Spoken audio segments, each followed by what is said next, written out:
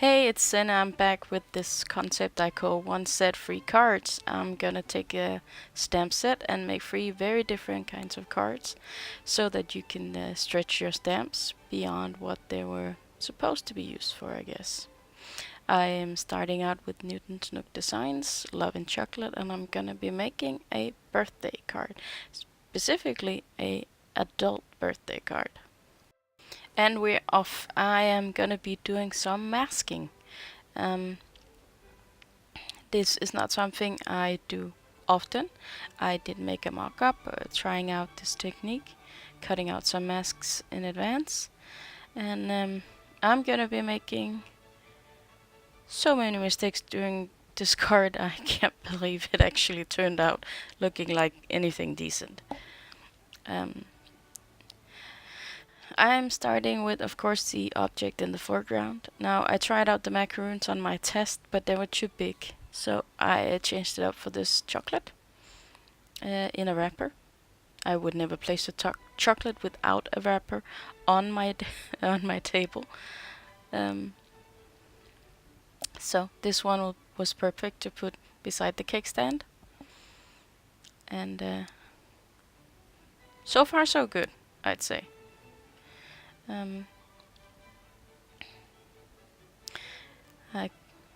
I'm gonna need quite a few masks during this project. You always do when you're making these kinds of cards. So let's see. And I'm making all of my chocolates in freeze. For some reason, the mind prefers things in odd numbers. I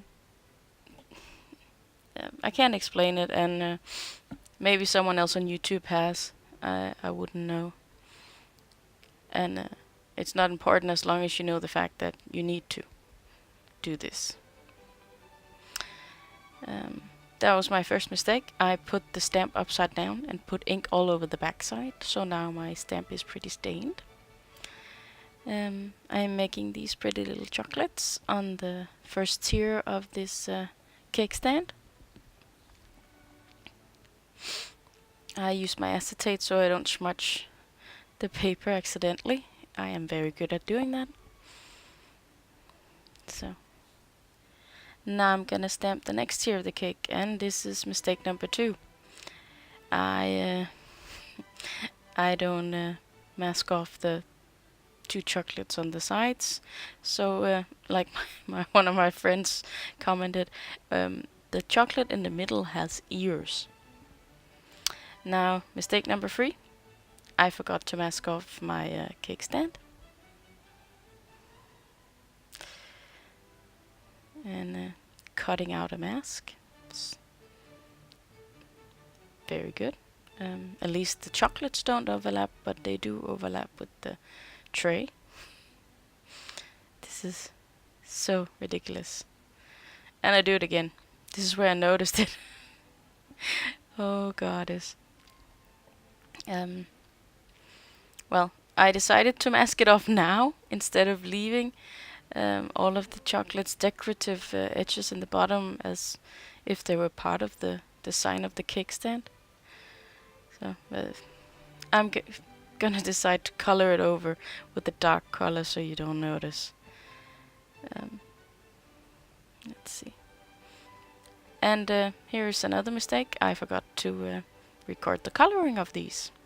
They are done with SIG markers, which means they are very well, let's just say you can see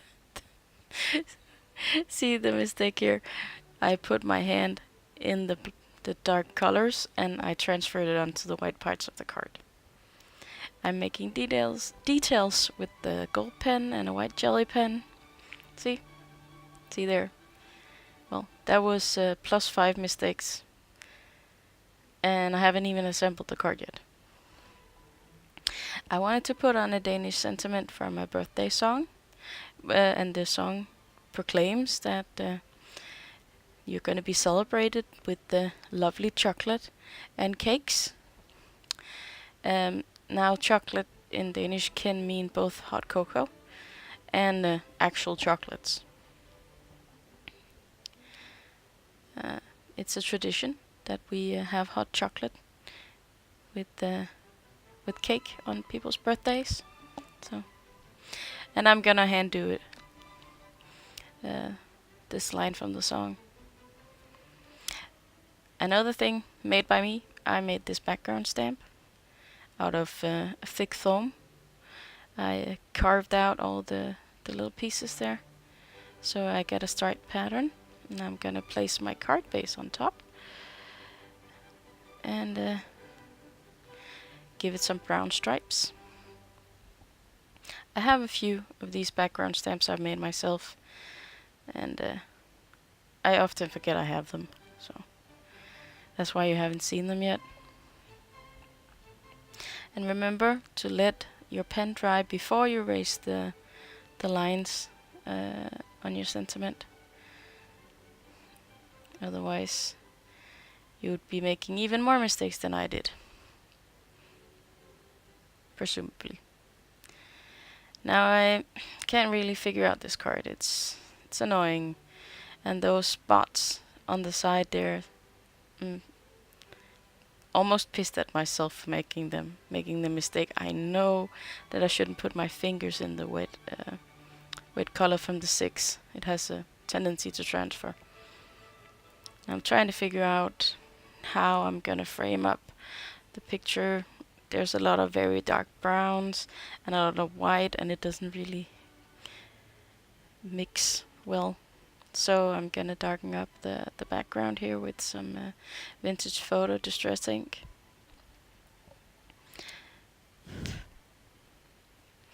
And that does help a bit. This card is gonna be extremely brown, but then again we're talking about chocolate. So isn't brown the natural color? It did help, but yeah, I still have to do something about this panel. I cut it down a bit so that I can see more of the background pattern. And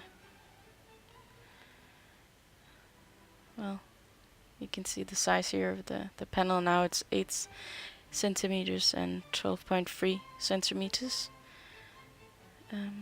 I think I took off about 1 centimeter on each side.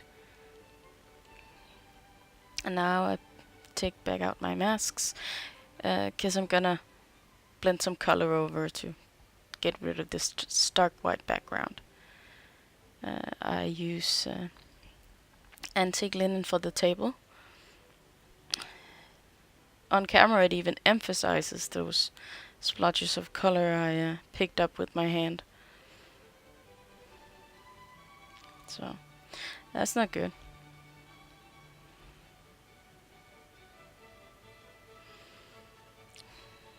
And since I didn't want to introduce any more colors than the brown and the gold and the black and the white, I chose to use Hickory Smoke for the background at the top.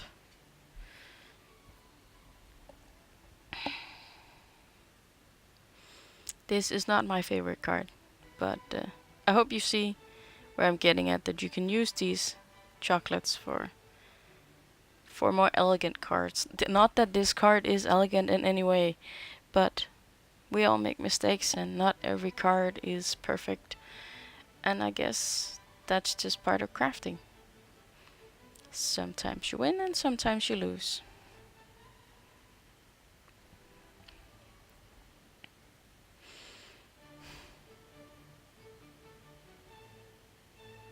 And oh yeah, I'm gonna try and fix my mistake with the cake stand here. It well, let's just say the black Sig marker just ran away when I tried to color this part, so I had to adjust accordingly. I'm still trying to figure out how to get all this to fit together. So I pulled in some sequins that look like confetti, or yeah, they are gold confettis. So, and I could kind of hide the smudges on the side there with the sequins. Now I'm gonna assemble the card and try to forget it ever happened, so to speak. It was annoying. Just when you keep on making mistakes and nothing seems to really work out the way you thought it would. I'm not saying the card is that bad, it's just not what I wanted. Like I said in the beginning, I'm gonna be making 3 cards with this stamp set, with 3 different themes to them.